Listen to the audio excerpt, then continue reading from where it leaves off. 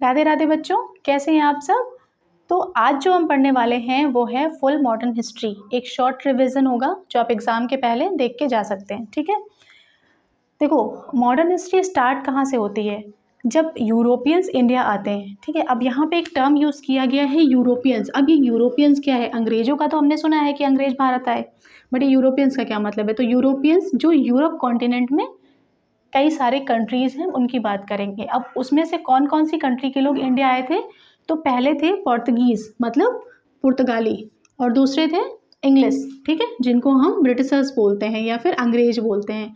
तीसरे थे डच, जो नीदरलैंड है ना, यूरोप में, यूरोप कॉन्टिनेंट में एक कंट्री है नीदरलैंड, वहाँ के निवासियों को हम डच बोलते हैं। ठीक है, तो ये थर्ड कंट्री है। और फोर्थ कंट्री है हमारी फ्रेंच या फ्रांसीसी। ठीक है, फ्रांस से जो आए उनको हम फ्रेंच बोलते हैं या फ्रांसीसी बोलते हैं। तो ये 4 कंट्री के लोग इंडिया आए थे। ठीक है, तो यहीं से हमारी मॉडर्न हिस्ट्री स्टार्ट होगी। अब देखो क्वेश्चन कैसे पूछे जाते हैं। सबसे पहले पूछा जाएगा कि ये इनका सीरियल क्या था, क्रम क्या था आने का। तो क्रम सबसे पहले पोर्तुगीज़, फिर इंग्लिश, फिर डच और फिर फ्रेंच। ठीक है, अब ये आपको कैसे याद रखना, देखो हमने सुना है ना कि इंडिया की जो खोज है वो किसने की, वास्को डे गामा ने की। तो वो वास्को डे गामा कहाँ से आए थे, वो आए थे पुर्तगाल से। ठीक है, या वो एक पुर्तगाली थे।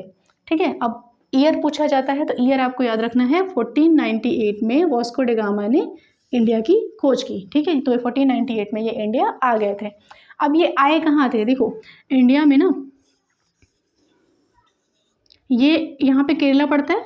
ठीक है, एक्चुअली ये आए थे इधर, इधर कहीं अफ्रीका पड़ेगा आपका। ठीक है, इधर यूरोप से होते हुए ये अफ्रीका क्रॉस करते हुए ये इधर आए थे, सी रूट था इनका। ठीक, सी रूट। और ये यहाँ पे केरला में एक था कोचिन। ठीक है, यहाँ कोचिन में आए थे ये, कोचिन कोस्ट पे। और यहाँ पे एक व्यक्ति थे जमोरिन, जिन्होंने इनका स्वागत किया था। ठीक है, तो ये हमें याद रखना है कि इंडिया की खोज किसने की थी, वास्को डे गामा। वो थे कहाँ से, वो पुर्तगाली थे। तो सबसे पहले कौन आएगा, पुर्तगाली ही आएंगे या पोर्तुगीज़ ही आएंगे। ठीक, उसके बाद आते हैं ब्रिटिशर्स। ठीक है, तो ब्रिटिशर्स एक्चुअली लैंड रूट से आते हैं। ठीक है, फिर आते हैं डच और फिर आते हैं आपके फ्रांसीसी। अब इनका ईयर आपको याद रखना है, पोर्तुगीज़ आते हैं 1498 में, इंग्लिश आते हैं 1600 में, डच आते हैं 1602 में और फ्रेंच आते हैं 1664 में। ठीक, अब चलो ये सारे आगे इनका क्रम हमें पता चल गया।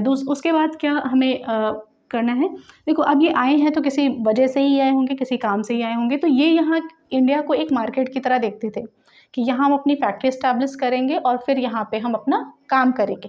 ठीक है, मतलब जो इंडिया के लोग हैं उनको हम अपना सामान बेचेंगे। तो अब यहाँ से एक क्वेश्चन और बनता है कि पहली फैक्ट्री जो है यूरोपियंस ने कहाँ लगाई और कब लगाई।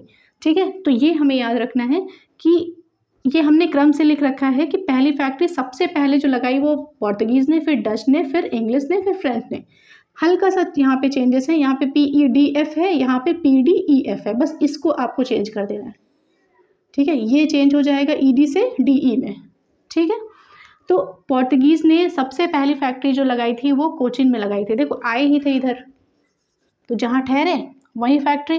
ठीक है, कोचिन में लगाई। और कब लगाई, 1503 में। उसके बाद आए हैं डच। ठीक है, ये नीदरलैंड के निवासी। तो डच ने सबसे पहली फैक्ट्री कहाँ लगाई, मसूलीपट्टनम, ये आंध्रा के पास, आंध्रा में, आंध्र प्रदेश में। ठीक है, 1605 में लगाई। उसके बाद आते हैं इंग्लिश, इंग्लिश ने सूरत में लगाई। ठीक है, सूरत में इनकी पहली फैक्ट्री पड़ी 1608 में। उसके बाद आते हैं फ्रांसीसी, फ्रेंच, उन्होंने पहली फैक्ट्री कहाँ लगाई, वो भी सूरत में 1668 में। अब देखो यहाँ पे देखो दोनों लोग सूरत में अपनी फैक्ट्री डाल रहे हैं, मतलब यहीं पे आपको इंग्लिश भी मिलेंगे, यहीं पे फ्रांसीसी भी मिलेंगे। ठीक है, EF दोनों। और डच आपके यहाँ पे हैं और पोर्तुगीज़ आपके यहाँ पे हैं।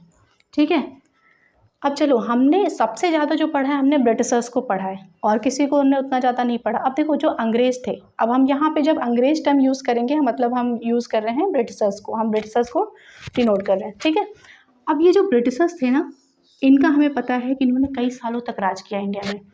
तो सिंपल सी बात है, अगर मान लो एक एरिया में एक दुकान खुलती है, ठीक है, उसके बाद 3-4 दुकानें और खुल जाती हैं, तो जो बंदा मजबूत होगा वो क्या अपने कॉम्पिटिटर को बर्दाश्त करेगा, वो क्या कोशिश करेगा हमेशा कि मैं इनसे ज़्यादा कर ले जाऊँ या मैं इनसे ज़्यादा बिक्री कर ले जाऊँ, और अगर मैं नहीं कर पा रहा हूँ तो मैं इनको रास्ते से हटा दूँ, यही करेगा ना। ब्रिटिशर्स ने एग्जैक्टली वही किया। इनको क्योंकि मार्केट सेम है, लोग सेम है, कंज्यूमर्स सेम है, तो उनके लिए ये पोर्तुगीज़, डच और ये फ्रेंच, ये बहुत बड़ी प्रॉब्लम थे। तो इन्होंने क्या सोचा कि इन तीनों को हमें रास्ते से हटाना पड़ेगा। तो सबसे पहले इन्होंने पोर्तुगीज़ का किस्सा ख़त्म किया, और वो ख़त्म किया बैटल ऑफ स्वालीहोल से।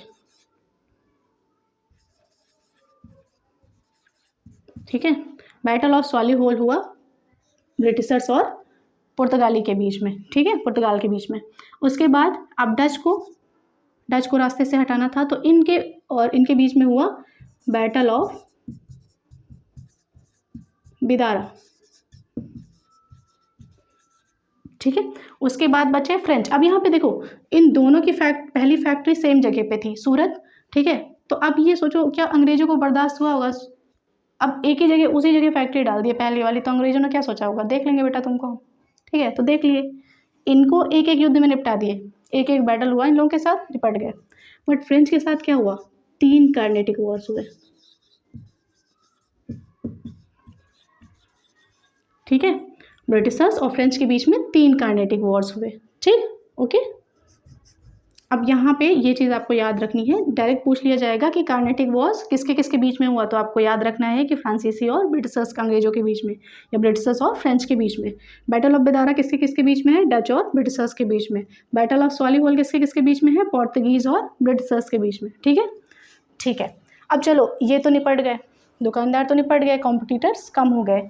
अब ब्रिटिशर्स को वहाँ पे अच्छी मार्केट मिल गई, अच्छे कंज्यूमर्स मिल गए, अपना धंधा चला रहे हैं आराम से। चलो ठीक है, चला रहे हैं। लेकिन जो इंडिया थी वहाँ पे उस टाइम पे राजा रजवाड़े थे। अब कहीं पे आप जा रहे हो दुकान डालने, दुकान इन द सेंस मेरा कहने का मतलब है फैक्ट्री की, मैं जस्ट छोटा सा एग्जांपल के तौर पे बता रही हूँ ताकि सबको समझ में आ जाए। ठीक है, मान लीजिए आप कहीं पे फैक्ट्री लगा रहे हैं, तो हो सकता है कि उसकी कुछ फ़ीस देनी पड़े आपको, या फिर राजाओं से परमिशन लेनी पड़े कि क्या मैं यहाँ फैक्ट्री डाल सकता हूँ।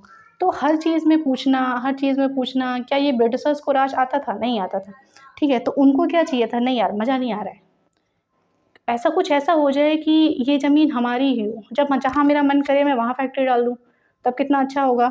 तो इन लोगों को क्या था कि इन लोगों की ना इच्छाएँ बहुत ज़्यादा बढ़ती जा रही थी, और कहते हैं कि जब इच्छाएँ बहुत ज़्यादा बढ़ें, इच्छाओं का कोई अंत नहीं होता है। ठीक है, इच्छाएँ जब बहुत ज़्यादा बढ़ेंगी तो क्या होगा? विनाश की तरफ ही जाता है इंसान। ठीक है, तो इन लोगों ने क्या किया, इनके सामने 4 बड़ी प्रॉब्लम थी। पहला, ये बंगाल रीजन। ठीक है, दूसरा ये मैसूर रीजन, तीसरा ये मराठा रीजन, और चौथा ये सिख रीजन। ठीक है, बंगाल में उस टाइम पे देखो, बंगाल जो था ना वो व्यापार के लिए बहुत अच्छा था। ठीक है, लेकिन अब इनको केवल व्यापार तो करना नहीं था, इन्हें चाहिए था राज करना। ठीक है, इनको राज करना था। तो इन्होंने सोचा कि अगर हम बंगाल वाला जो एरिया है उसको अपने कब्जे में ले लेते हैं, ठीक है, तो बहुत अच्छा होगा, हम आराम से व्यापार कर पाएंगे, और यहाँ पे तो सी रूट भी है, बे ऑफ बंगाल भी है, तो आसानी से हमें अच्छा खासा प्रॉफिट मिलेगा। ठीक, तो इनके पास 4 प्रॉब्लम थी। पहला था बंगाल, इनसे टैकल करना था इनको। दूसरा मैसूर रीजन था, तीसरा मराठा रीजन था, और चौथा था सिख। तो ब्रिटिशर्स ने ना बंगाल में 2 वॉर किए।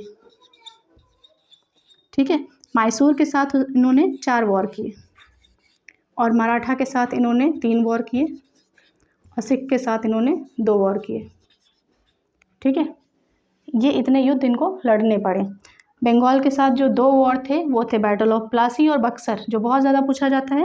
मैसूर के साथ इन्होंने 4 वॉर किए। मैसूर में अच्छा उस टाइम पे कौन था? उस टाइम पे थे हैदर अली और टीपू सुल्तान। टीपू सुल्तान का नाम आपने ज़रूर सुना होगा।